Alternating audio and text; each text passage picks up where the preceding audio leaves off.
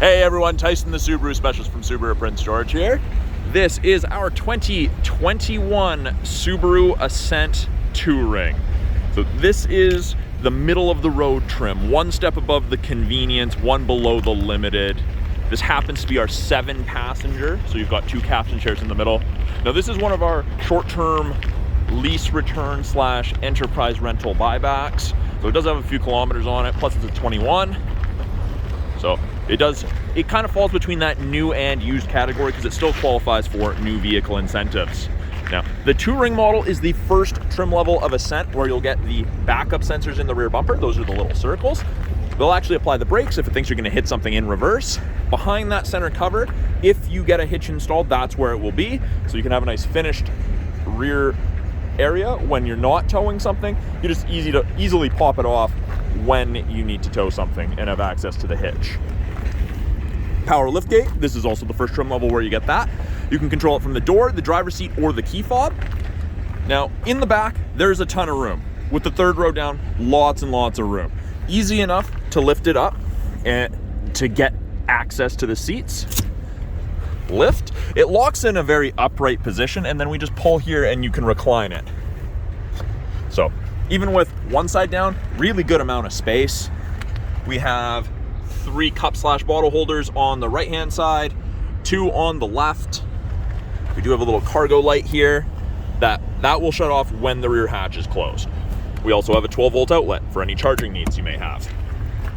Now, when the vehicle's not running, you can click the lock button. It'll lock the rear hatch and close everything, or just close it, or you can do it by hand. Won't wreck anything.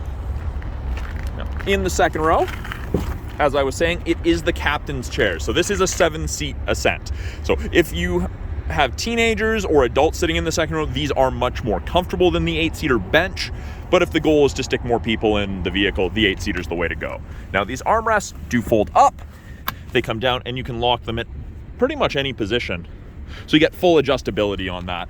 It's easier access to the third row. That's what these little handles are for. They're to help leverage your way through, or just like the 8-seater, it slides and you've got a nice step into the third row. Now the Touring's also the first trim level where you get the second and third row climate controls, and you can control the temperature, the fan strength, where the airflow is. The airflow actually comes out of the vents in the roof, so the passengers get that heat or cool air much more quickly. 2 USB ports for any charging needs. Cup holders. And then in each door, we've got a cup holder and bottle holders. Up front, we have our power windows, locks, mirrors, as you would expect. We have a power adjust driver's seat, very, very comfortable seats. And actually something I don't know if a lot of people know, headrests are adjustable. So you get to kind of customize your seating as you like. Bottom left here, we have a bunch of buttons. This is for the rear hatch.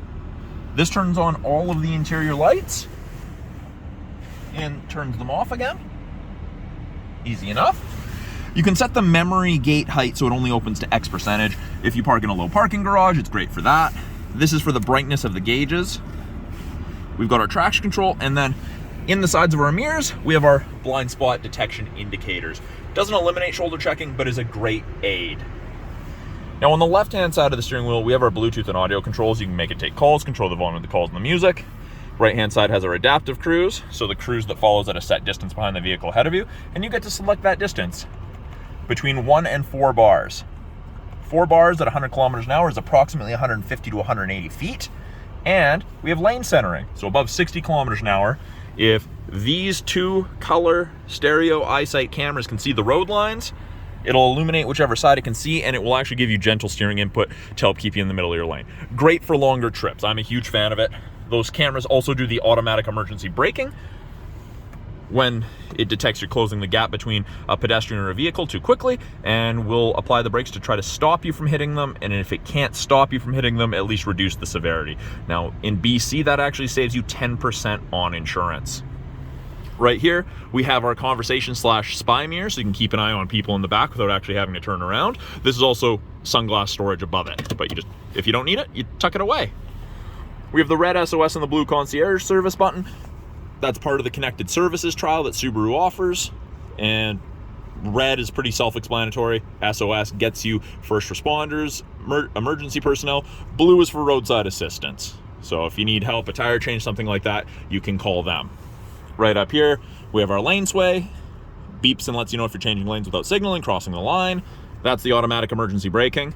This is for the power shade, for the dual panel sun moonroof combination. So the front panel here tilts and slides, the back is fixed, and you can actually stop that shade at any point. So if you only want light in the front, passengers in the back don't want it, simple to do. Now we have this button that says info. This little display here gives us thermometer, estimated distance to empty, time, fuel economy for trip A, trip B, average speed on your trip, or nothing. I personally like the estimated distance to empty. We've got seatbelt indicators. So it'll tell you if passengers and which seat doesn't have their belt done up. So airbag indicator will either be off or on if someone's in your passenger seat of a heavy enough weight. 8-inch touchscreen display. We do have physical buttons down below, but simple as pressing. No, we're not going to hook up a device right now, but easy to use. Settings. Put it in reverse. Backup camera pops up. Rear assist braking is active. Parking sensors are active. As I turn the wheel, the lines move, show you where you're going to end up if you keep your wheel turned that way. Great for parking lots. Now, if for some reason you want to turn off the parking sensors or the rear assist braking, it's simple as press and hold, and it goes gray. Very easy to use. We still offer a CD player. 3 zones of climate control, driver's side, second and third row passenger side. Now if the passenger wants a separate temperature, they just twist the dial. If the rear needs to be controlled from up front, press, and you can adjust from either the driver or passenger side. And if I want to lock them out because someone's playing with it, little lock icon, press and hold, it's locked.